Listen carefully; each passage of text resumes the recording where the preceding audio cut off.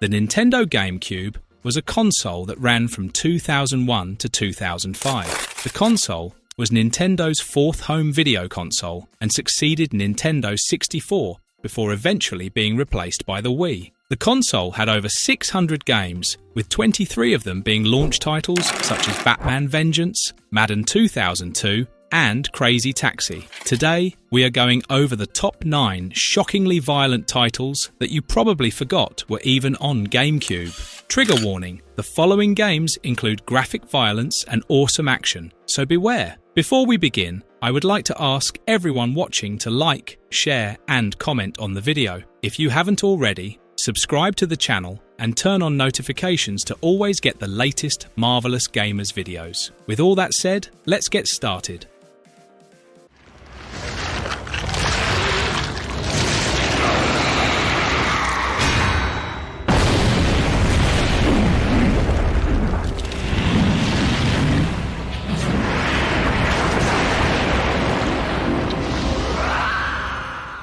Resident Evil 4. First up is a game from the most popular horror game franchise of all time. Resident Evil 4 was a 2005 survival horror game developed and published by Capcom for the GameCube.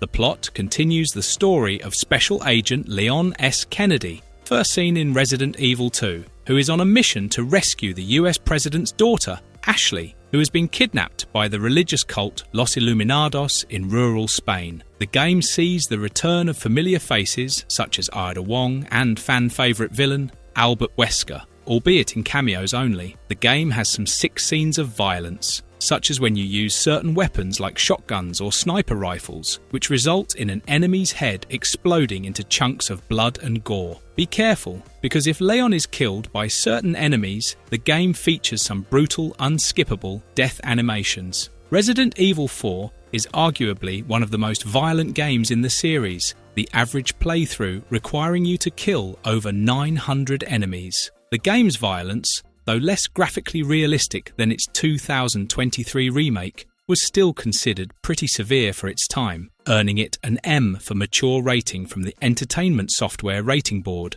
or the ESRB. The game was greeted with universal acclaim, getting praise for both its gameplay and characters. It is considered one of the best video games ever made, selling over 1.6 million copies on GameCube alone.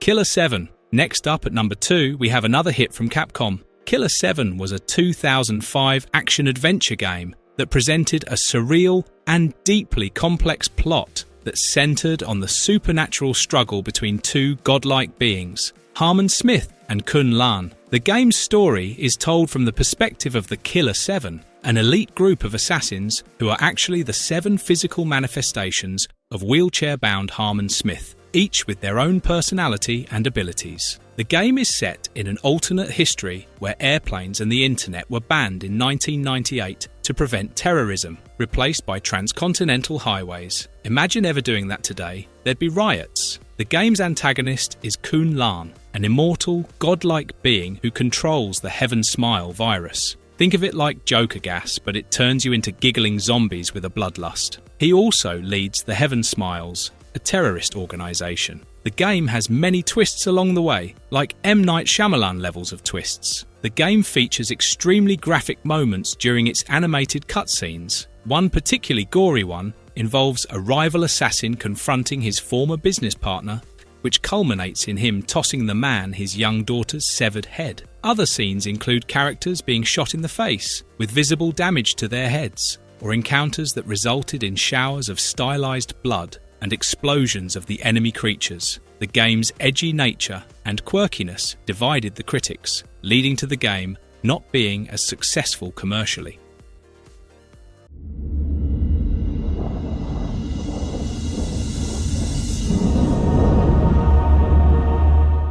Eternal Darkness Sanity's Requiem. Coming in at number 3 is Eternal Darkness Sanity's Requiem. This 2002 action-adventure game, developed by Silicon Knights, was Nintendo's first self-published title to receive an M for mature rating from the ESRB. The game was a psychological horror experience layered with blood, gore, and profoundly disturbing imagery. Across 2 millennia, the story follows multiple characters in 4 locations who are all battling an ancient, malevolent force, aiming to enslave humanity. It is rife with intense violence that players encounter through brutal combat across different historical periods. The game doesn't shy away from depicting graphic injury and death, including decapitations and dismemberment. You use an arsenal of melee weapons, firearms, and powerful magic to eviscerate a variety of monstrous enemies and creatures. While the primary violence is directed toward these grotesque monsters, the environmental details reinforce the atmosphere. In-game scenery and cutscenes feature bloody human corpses, mutilated bodies, and various blood-stained objects, amplifying the horror.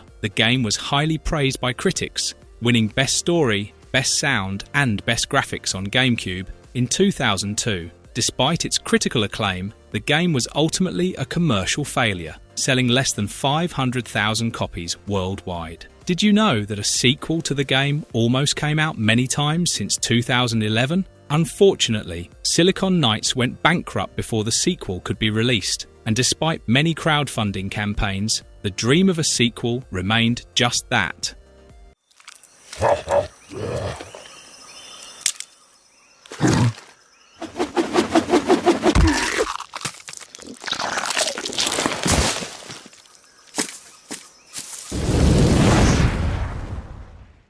Turok Evolution. We are going prehistoric for number 4. Turok Evolution was a first-person shooter game, and the 5th game in the Turok series. The game is a prequel to the 1997 game Turok Dinosaur Hunter, and follows the journey of a Native American warrior named Tal Set as he is transported through a wormhole and lands up in a lost world populated by dinosaurs and aliens. In this strange land, he must confront his sworn enemy, a mass-murdering US cavalry officer, Captain Bruckner, and thwart the plans of an evil alien overlord named Lord Tyrannus. Lord Tyrannus commands an army of reptilian humanoids known as the Sleg. There are 2 main types of enemies: the Sleg army and the different prehistoric dinosaurs and animals inhabiting the Lost Land, such as Utah raptors, saber-toothed cats, and, of course, the T-Rex, because what is a dinosaur fighting game without Rexy? The game has frequent instances of graphic violence, which includes blood,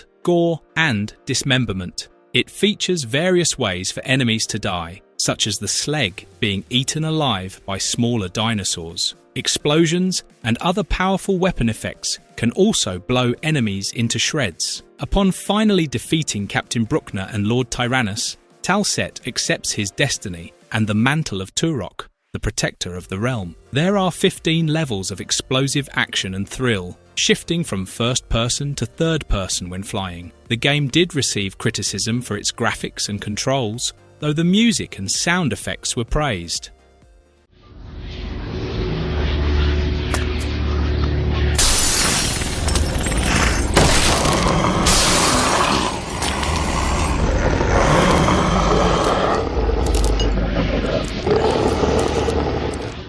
Blood Rain. Next up at number 5 is Blood Rain, an action-adventure hack-and-slash game that was developed by Terminal Reality in 2002. The game follows half-human, half-vampire or Damphir Agent Rain as she completes missions for the mysterious Brimstone Society in the years leading up to World War II. The story is divided into 3 major acts across different geographic locations, which are Louisiana, Argentina, and Nazi Germany. Over the course of the game, Rain uncovers a supernatural Nazi plot to resurrect an ancient demon. The primary antagonists of the game are Jürgen Wolf, a high-ranking Nazi officer and the leader of an occult Nazi organisation, GGG, and Lord Beliar, an ancient and powerful demon who once ruled Hell. There are many GGG soldiers, Nazi officers, and even a race of massive spider-like creatures called the Morizarek who stand in Rain's path. The game is rife with gratuitous and stylized violence. A central part of Rain's attacks is the ability to use the blades on her arms to hack and slash enemies, leading to dismemberment and decapitation. Being half vampire, Rain can regenerate her health by feeding on enemies, using a harpoon to pull them in before latching on. The game got mixed to average reviews though, with critics praising its stylish hack and slash action, dismemberment, and bullet time mechanics, but also noting technical shortcomings like camera issues and the game's relatively short length.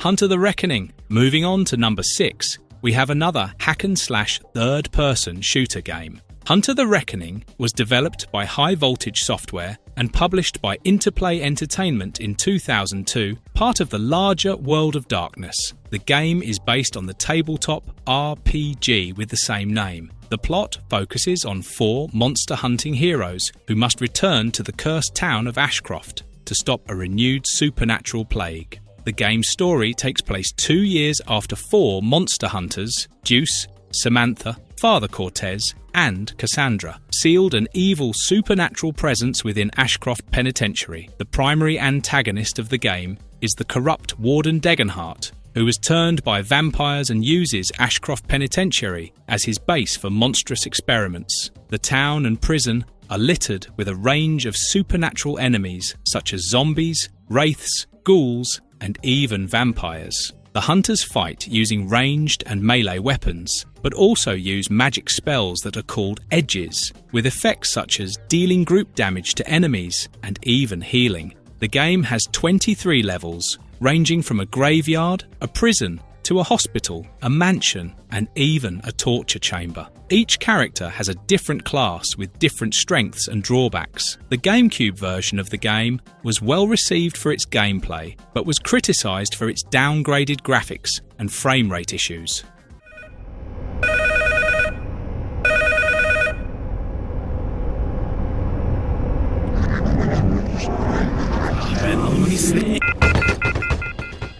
Geist. Up next, lucky number 7 is another M-rated FPS game published by Nintendo. Geist was an action-adventure game developed by N-Space and published by Nintendo. Translated from the German word for ghost, it was only the second game published by Nintendo to receive an M rating from the ESRB after Eternal Darkness Sanity's Requiem. The plot follows John Ramey, a scientist and member of the counter-terrorism team CR2, who is sent to infiltrate the shadowy Volks Corporation, a company suspected of manufacturing viral weaponry. At Volks, Ramey's team is ambushed by security. During the fight, Ramey is attacked by a demonic entity possessing one of his agents, and his soul is ripped from his body in an experimental process. Now trapped as a spirit, Ramey discovers he can possess people, animals, and objects to interact with the physical world by first scaring them. While the Volks Corporation, under its head Alexander Volks, seems to be the primary antagonist in the game, it is discovered that the true antagonist is not Alexander himself,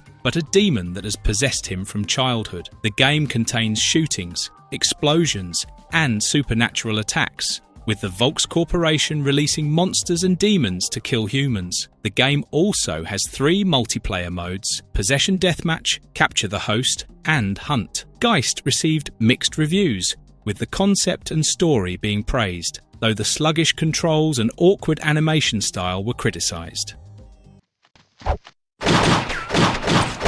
Oh shit, it's this sometime! They'll have no fury like Nick Kang pissed off!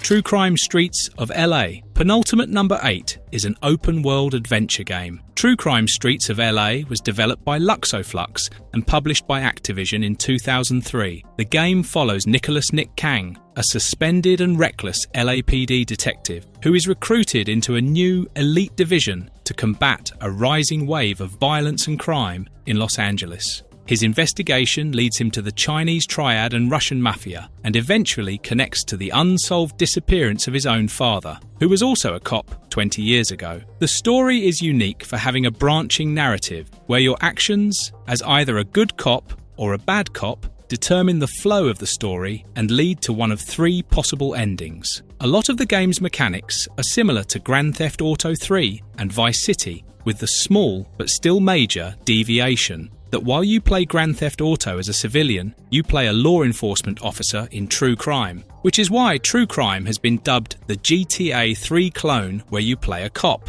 by some. There are various types of violence that can be inflicted on civilians and criminals by Nick, including killing them and causing excessive property damage. However, you can choose to play good cop and do next to no damage and only arrest criminals, though something tells me nobody played the game to do that. The game was generally positively received, though the graphics were criticised for being unpolished. Launch operations.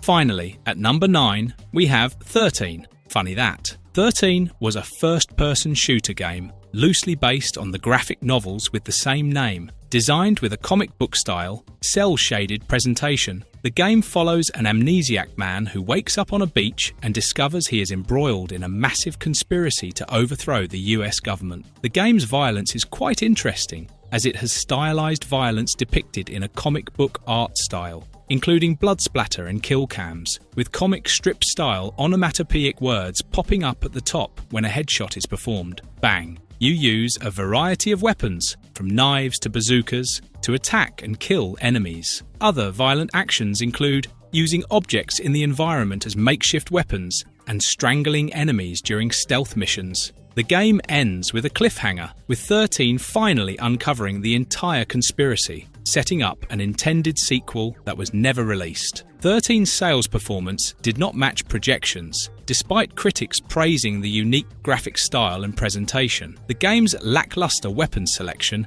and simple combat left a lot to be desired, the combination of which led to the cancellation of a potential sequel.